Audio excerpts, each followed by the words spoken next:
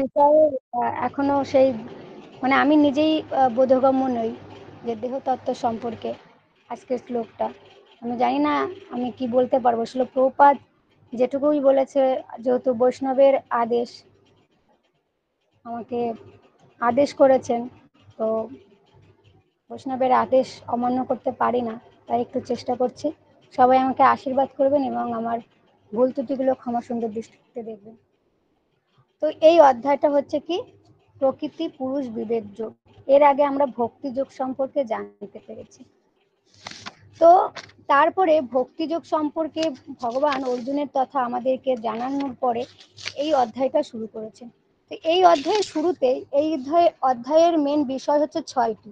সেটা কি, ক্ষেত্র, ক্ষেত্রজ্ঞ, প্রকৃতি, পুরুষ, জ্ঞান ও জ্ঞেয়। তো এই অধ্যায়ের প্রথম শ্লোকে অর্জুন প্রশ্ন করেছেন যে হে কেশব, আমি প্রকৃতি, পুরুষ, ক্ষেত্র, ক্ষেত্রজ্ঞ, জ্ঞান ও জ্ঞেয় এই সমস্ত তথ্য জানতে ইচ্ছা করি। আর তার পরবর্তী শ্লোকেই ভগবান বলেছেন যে এই শরীর ক্ষেত্র নামে অভিহিত। অর্থাৎ ক্ষেত্র কি, এই শরীরটির কথা। তারপরে 3 নম্বর শ্লোকে বলছেন যে হে ভারত, আমাকেই সমস্ত ক্ষেত্রের ক্ষেত্রজ্ঞ বলে জানবে এবং ক্ষেত্রের ক্ষেত্রজ্ঞ সম্বন্ধে জ্ঞান, সেই জ্ঞানই আমার অভিমত। অর্থাৎ এই জড় শরীরটা হচ্ছে ক্ষেত্র, আর এই জড় শরীরের মধ্যে যে আত্মা আছে সেটা ক্ষেত্রজ্ঞ। আর একজন আছে পরমাত্মা, তিনি পরম ক্ষেত্রজ্ঞ। তো আমাদের শরীরে, প্রত্যেকের শরীরে যে একটি করে আত্মা রয়েছে অর্থাৎ ক্ষেত্রজ্ঞ, যিনি এই শরীর সম্পর্কে জানেন, একটা শরীর সম্পর্কে জানেন। আর একজন হচ্ছে পরম ক্ষেত্রজ্ঞ অর্থাৎ ভগবান শ্রীকৃষ্ণ, তিনি পরমাত্মা রূপে যে রয়েছে এই শরীরের মধ্যে, তিনি শুধু আমার এই একটি শরীর নয়, সকল শরীরের সম্বন্ধে জানেন। তাই ভগবান হচ্ছে পরম ক্ষেত্রজ্ঞ। এবং তারপরে এই যে ক্ষেত্রজ্ঞর বিষয়ে আজকে আলোচনা হবে 6 থেকে 7। সেখানে বলা হয়েছে এটা আমরা কোথা থেকে পাবো, মানে কিভাবে জানতে পারবো। তার আগের শ্লোকে 5 নম্বর শ্লোকে ভগবান বলছেন এই ক্ষেত্র এবং ক্ষেত্রজ্ঞের জ্ঞান ঋষিগণ কর্তৃক বিধিত বেদ বাক্যের দ্বারা পৃথক পৃথক ভাবে বর্ণিত হয়েছে। বেদান্ত সূত্রে তা বিশদভাবে যুক্তিযুক্ত সিদ্ধান্ত সহকারে বর্ণিত হয়েছে।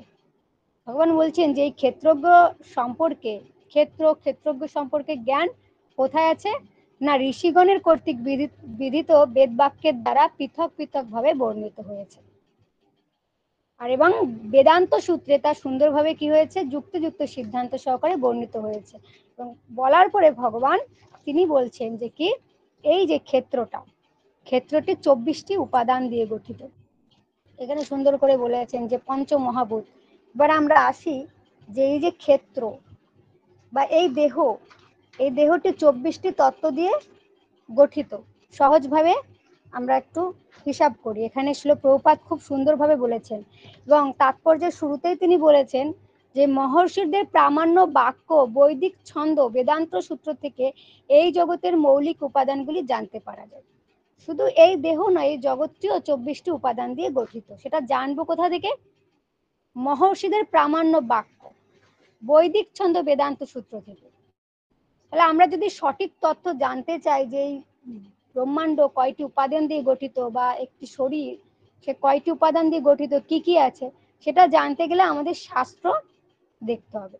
আমরা যার তার কাছ থেকে গিয়ে যদি জিজ্ঞাসা করি, সে কিন্তু সঠিক তথ্যটা আমাদেরকে বলতে পারবে না। তাই শাস্ত্রে যা প্রমাণ আছে সেই বা শাস্ত্র প্রমাণ থেকে আমরা জানতে পারি। প্রভুপাদ বলছেন তো 24টি উপাদান এখানে ভগবানও খুব সুন্দরভাবে বলেছেন এবং প্রভুপাদ আরো সহজ করে আমাদেরকে বুঝিয়ে বলেছেন। এই 24টি উপাদান কি হচ্ছে, পঞ্চমহাভূত, 5টি মহাভূত। সেগুলো কি কি, ভূমি, জল, অগ্নি, বায়ু আর আকাশ, ক্ষিতি, অপ, তেজ, মরুদ্যম। এই হচ্ছে পঞ্চমহাভূত। আমরা হিসাবে রাখবেন পঞ্চমহাভূত। আর 5টি জ্ঞানেন্দ্রিয়। জ্ঞানেন্দ্রিয় কি কি, চক্ষু, কর্ণ, নাসিকা, জিহ্বা, ত্বক। 5 আর 5 10। 5টি কর্মেন্দ্রিয়, বাঘ, পানি, পাত, পায়ু, উপস্থ, আমরা সবাই এগুলো জানি। আর এই 5টি কি, এগুলো কত, 3 × 5 = 15। আর 5টি কি না, ইন্দ্রিয়ের বিষয় বা তন্মাত্র, রূপ, রস, গন্ধ, শব্দ, স্পর্শ, এই হলো 20। আর হচ্ছে কি যে সূক্ষ্ম দেহ, মন, বুদ্ধি, অহংকার, এই 3টে জিনিস দিয়ে গঠিত। আমাদের 2টা শরীর, একটা হচ্ছে স্থূল শরীর আর একটি সূক্ষ্ম শরীর। তা সূক্ষ্ম শরীরটা কি মন, বুদ্ধি আর অহংকার দিয়ে গঠিত। 20 আর 3 23। আর একটা হচ্ছে প্রধান, সে প্রধানটা কি, 3টে গুণ, প্রকৃতির 3টে গুণ, সত্য, রজ, তম, এই 3টে গুণ। শ্রীল প্রভুপাদ খুব সুন্দরভাবে বলেছেন, জড়া প্রকৃতির অব্যক্ত 3টে গুণকে বলা হয় প্রধান। এই হলো 23 আর 1 24।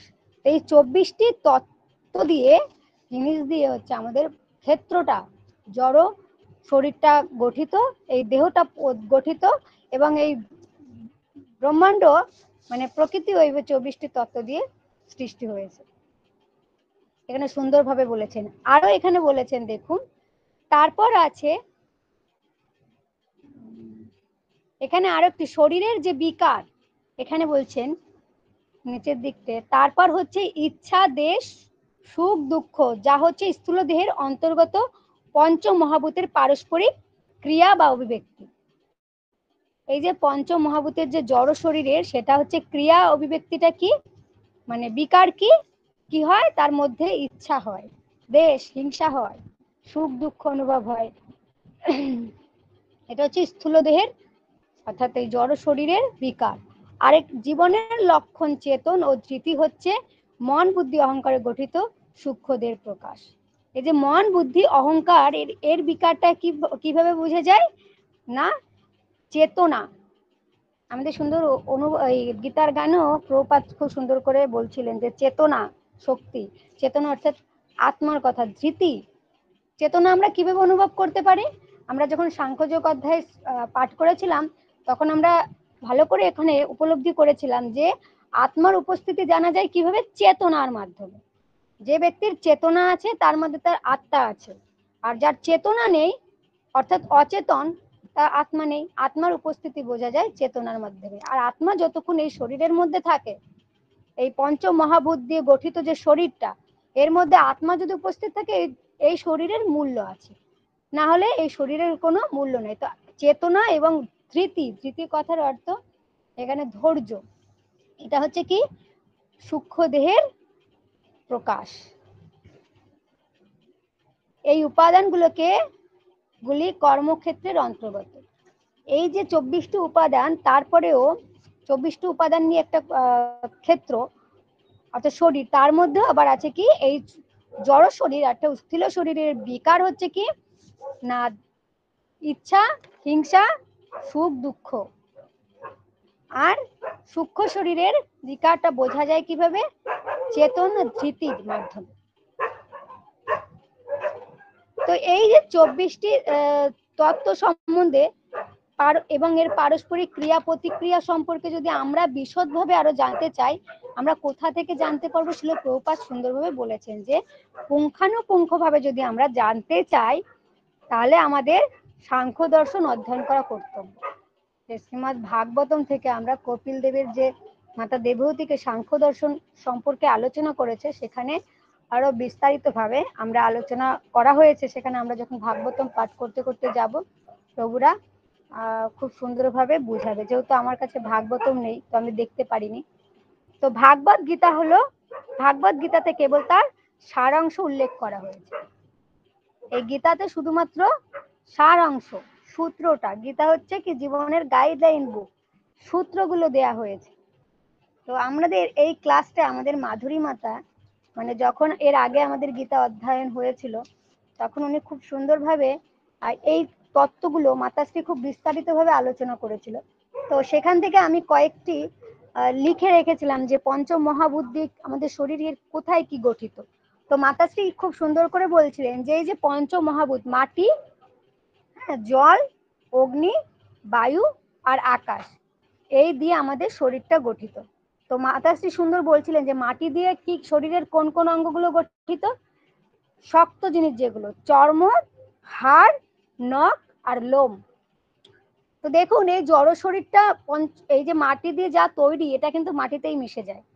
যদি তাকে মাটি মানে ফেলে রাখা, যদি না পোড়ানো হয়, তো এগুলো গলে পচে আস্তে আস্তে মাটির সাথেই মিশে যায়। তারপরে কি জল দিয়ে কি কি রক্ত, মূত্র, হাড়ের জোড়া আছে, তার মধ্যে যে মর্যা, হাড়গুলো জোড়া আছে তার মধ্যে যে মর্যা, এটা হচ্ছে জল। আর অগ্নি, অগ্নিটা হচ্ছে কি অলসতা, ক্ষুধা, তৃষ্ণা, নিদ্রা।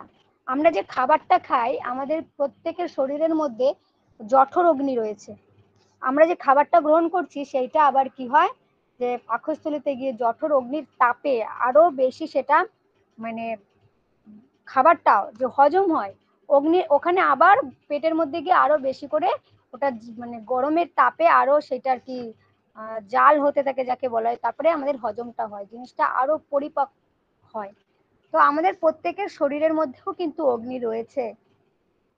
বায়ু, বায়ুটা কি করে অনুভব করব আমাদের, আমরা সাংখ্য যোগ অধ্যায়ের জানতে পেরেছি যে আত্মা পঞ্চবায়ুতে ভাসমান অবস্থা থাকে। আমাদের শরীরে 5টি বায়ু আছে।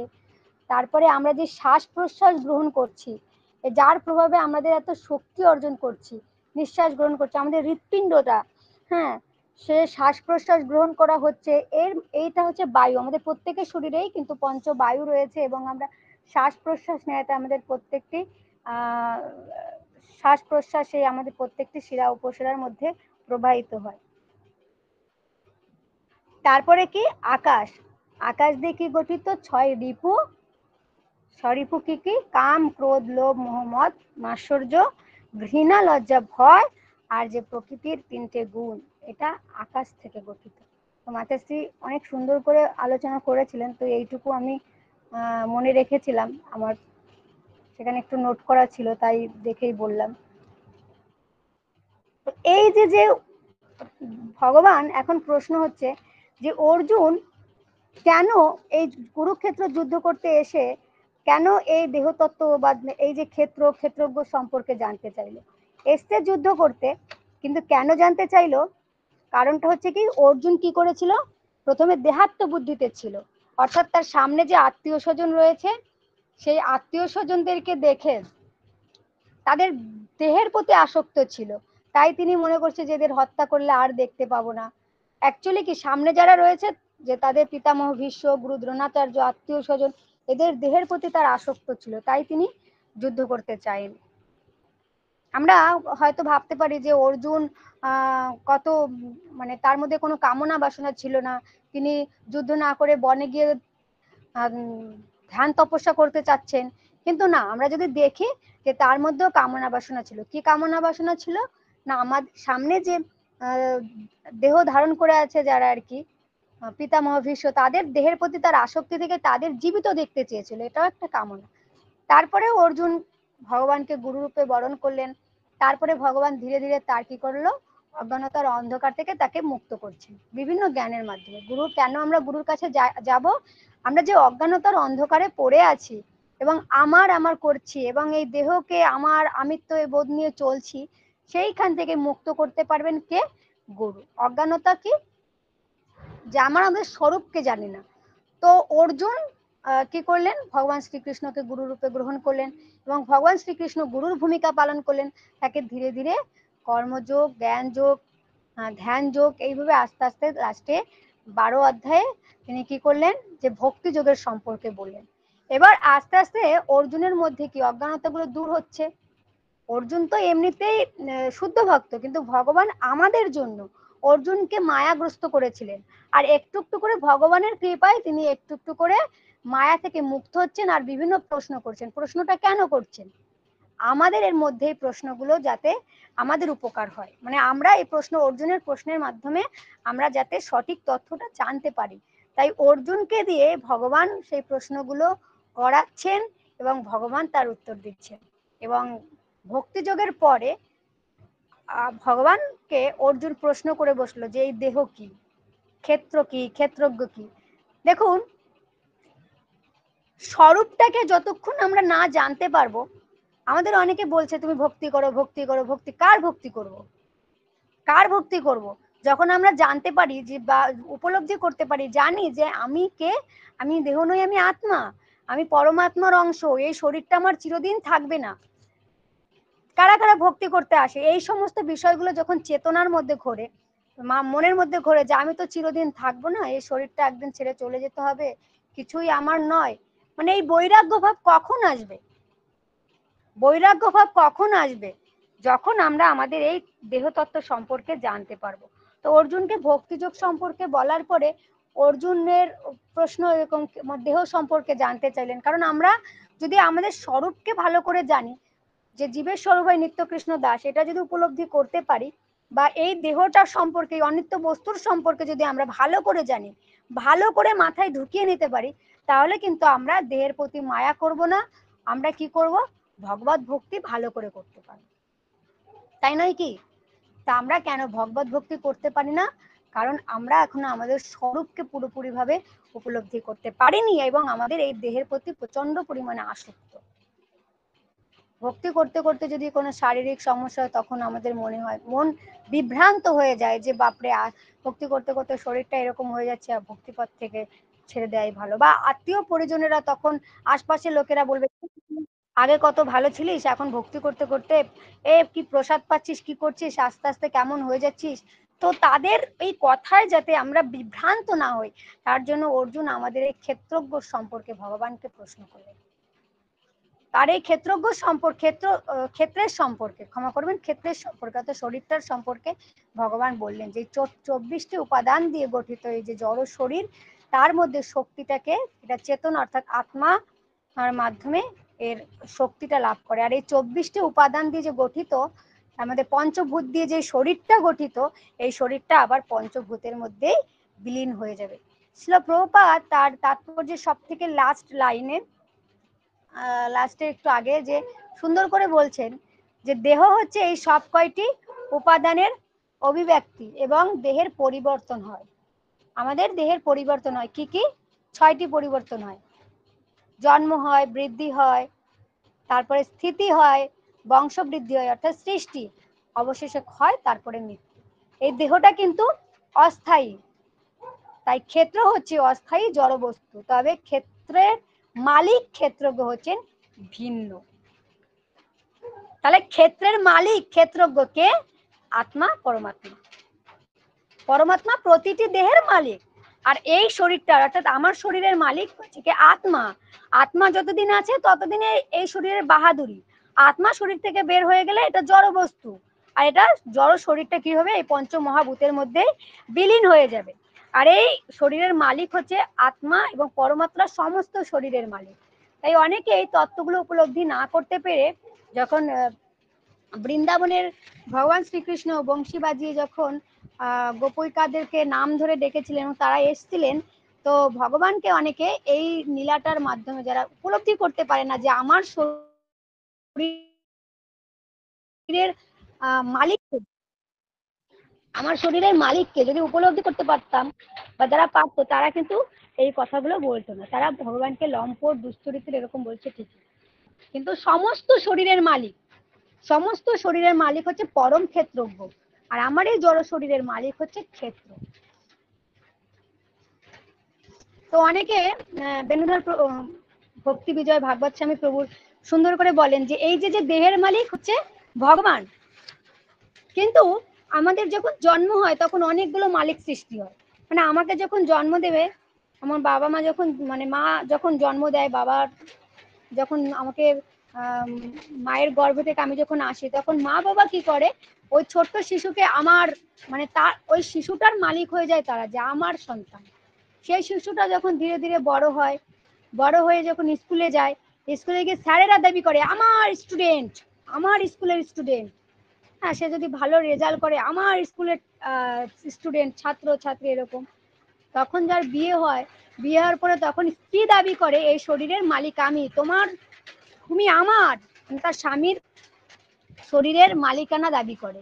আর যখন সেই ব্যক্তি আবার অসুস্থ হয়ে যায়, হসপিটালে যায়, তখন আমার পেশেন্ট, দেখুন মৃত্যুর পরেও তখন যখন ডেড বডিটা ফিরে আনবে, যে আমাদের ডেড বডি নিয়ে যাব, মানে কিরকম, যতক্ষণ জন্মের পরে মৃত্যু, দেহটা পুড়ে ছাই না হয়ে যাচ্ছে ততক্ষণ এর মালিকানা দাবি করছে। এটা কেন? অজ্ঞানতার বশে মানুষ করছে, কিন্তু প্রকৃতপক্ষে দেহের মালিক কে? দেহের মালিক হচ্ছে ভগবান শ্রীকৃষ্ণ। আর এই দেহটা কি? অস্থায়ী। ক্ষমা করবেন, বৃষ্টি হচ্ছে তাই আমি ভিডিও টপ করলাম।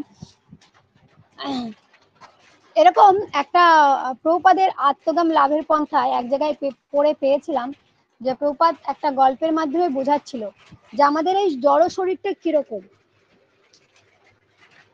জড় শরীরটা হচ্ছে কি,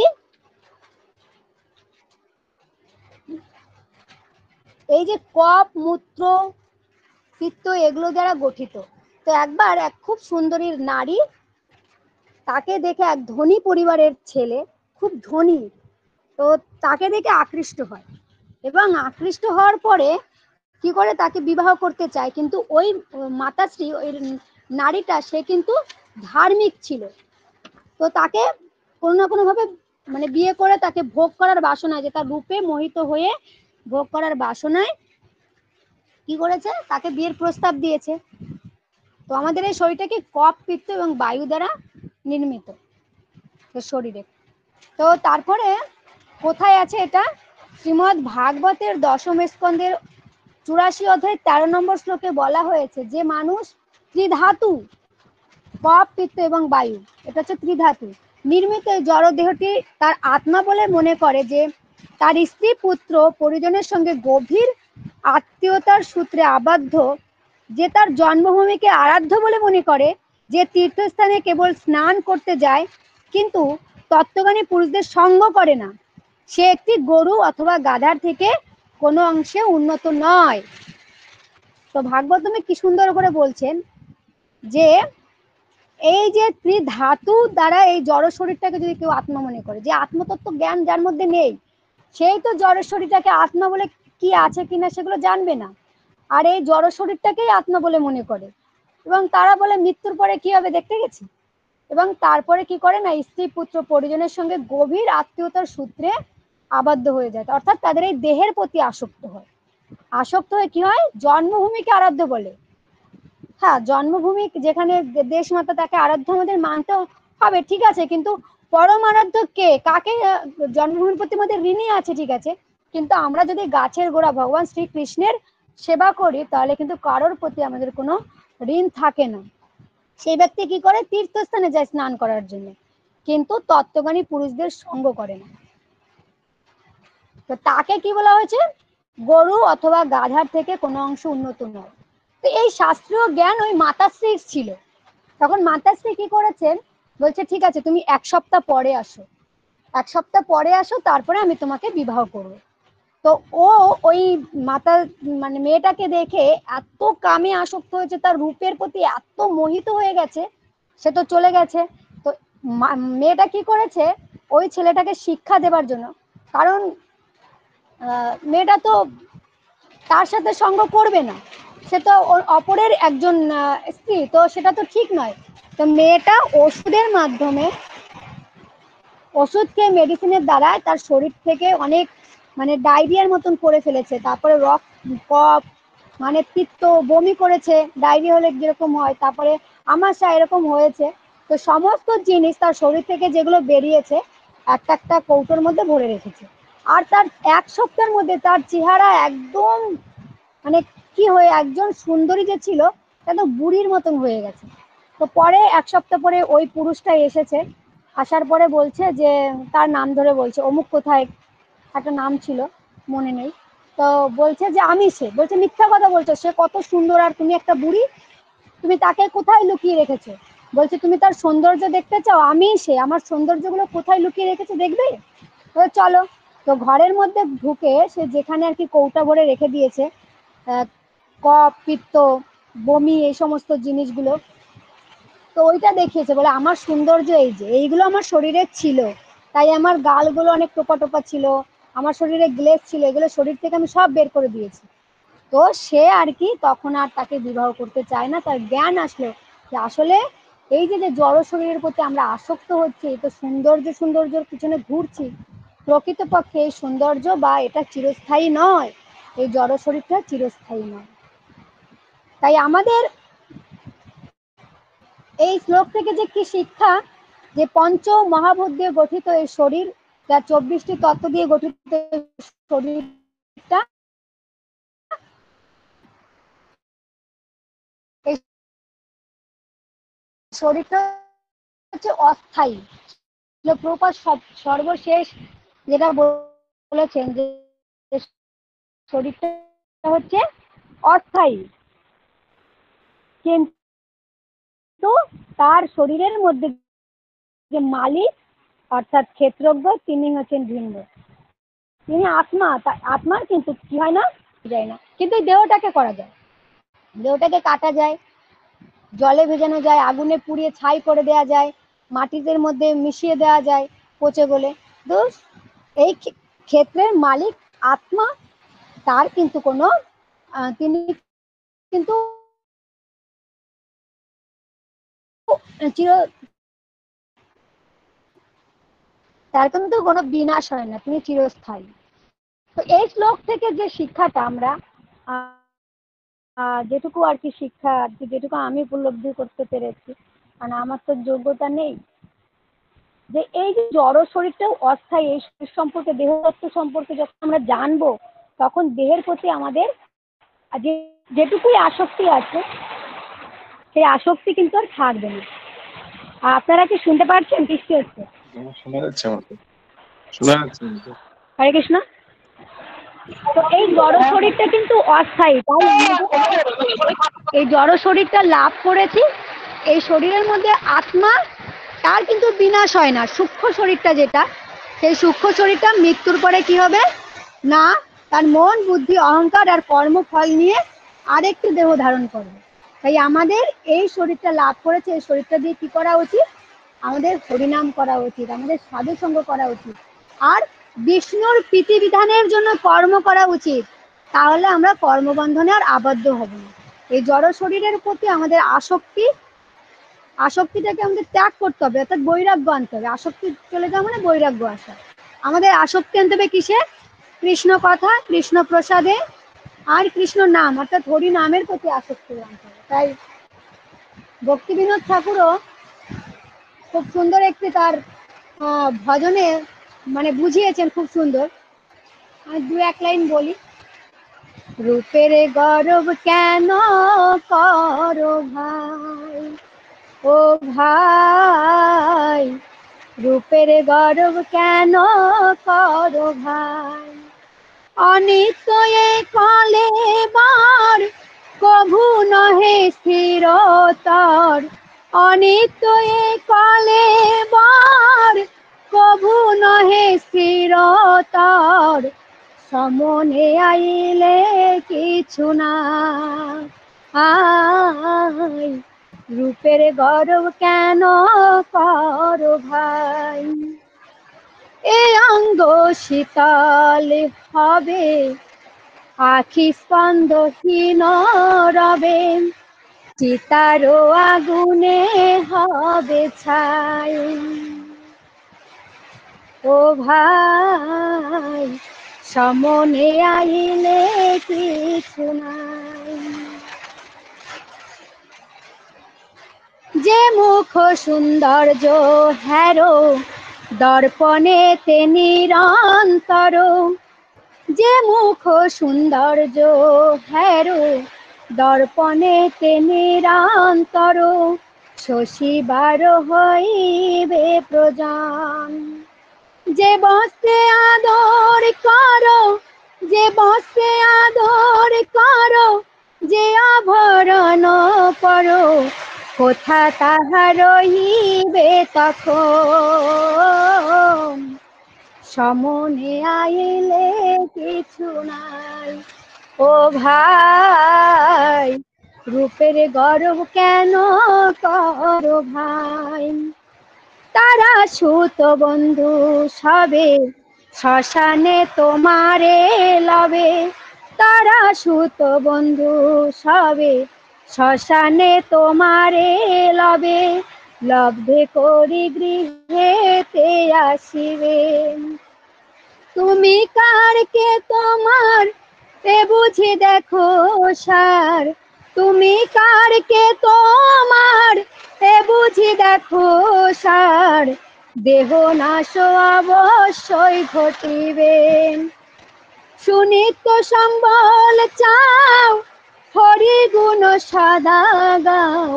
সুনিত্য সম্বল চাও, হরি গুণ সদা গাও।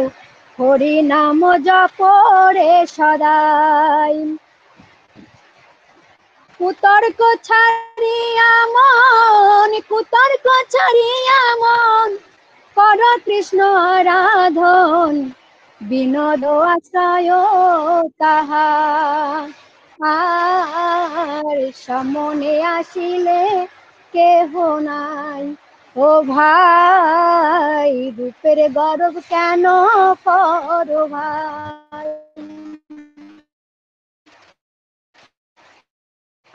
অনিত্য কলে বর, কবু নহে স্থিরতর। সমনে আইলে কিছু নাই। ও ভাই রূপের গর্ব কেন করো ভাই। হরে কৃষ্ণ। তাই আমাদের ভক্তি বিনোদ ঠাকুর বলছেন সব থেকে যে সুনিত্য সম্বল চাও, হরিগুণ গান গাও। এই দেহ হচ্ছে অনিত্য। যদি আমরা আমাদের কিছু নিয়ে যেতে চাই কৃষ্ণ প্রেমধন, কারণ সবকিছু মানে আমাদের মানব জীবনের উদ্দেশ্য হচ্ছে কি ভগবানকে ভালোবাসা।